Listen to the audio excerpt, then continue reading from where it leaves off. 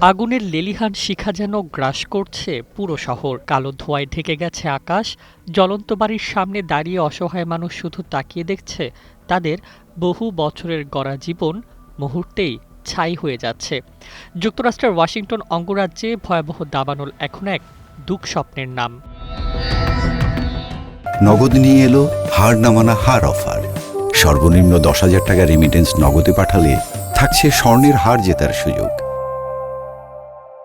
Spoken এলাকার তিনটি বড় দাবানল ওল্ড ট্রেলস ফায়ার, ফেয়ারভিউ ফায়ার ও মেডো ভিউ ফায়ার দ্রুত ছড়িয়ে পড়ে হাজারো মানুষকে ঘর ছাড়তে বাধ্য করেছে। কর্তৃপক্ষ জানিয়েছে আগুনে ইতোমধ্যে ৭০০টির বেশি বাড়িঘর, ব্যবসা প্রতিষ্ঠান ও অন্যান্য স্থাপনা ধ্বংস হয়েছে, আর প্রায় ৬৫,০০০ মানুষকে নিরাপদ স্থানে সরিয়ে নেওয়া হয়েছে। পরিস্থিতির ভয়াবহতায় অঙ্গরাজ্য জুড়ে জরুরি অবস্থা ঘোষণা করেছেন গভর্নর বব ফার্গুসন। দাবানলের তাণ্ডবে স্পোকেন ও আশেপাশের এলাকায় প্রায় ৮.২ বর্গমাইল এলাকা পুড়ে গেছে। ওয়াশিংটন জুড়ে ক্ষতিগ্রস্ত এলাকা ৭,০০০ একরেরও বেশি। স্থানীয় ভিডিও চিত্র দেখা গেছে একের পর এক বাড়ি আগুনে ভস্মীভূত হয়ে শুধু চিমনি দাঁড়িয়ে রয়েছে। ঘন ধোঁয়ায় ঢেকে গেছে আবাসিক এলাকা। বিদ্যুৎহীন হয়ে পড়েছে হাজার হাজার পরিবার।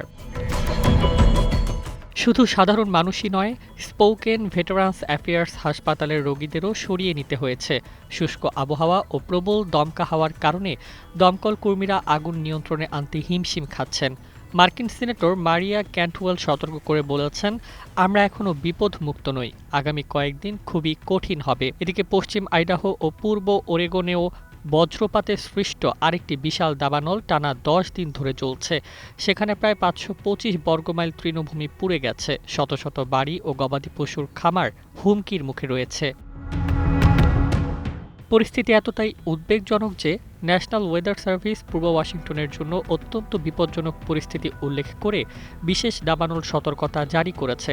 পাশাপাশি একাধিক অঙ্গরাজ্যে বায়ুদূষণ, চরম তাপপ্রবাহ ও রেড ফ্ল্যাগ ফায়ার সতর্কতা কার্যকর রয়েছে। একসময় সবুজ বন আর শান্ত উপশহরের জন্য পরিচিত স্পোকেন এখন যেন আগুনের নগরী।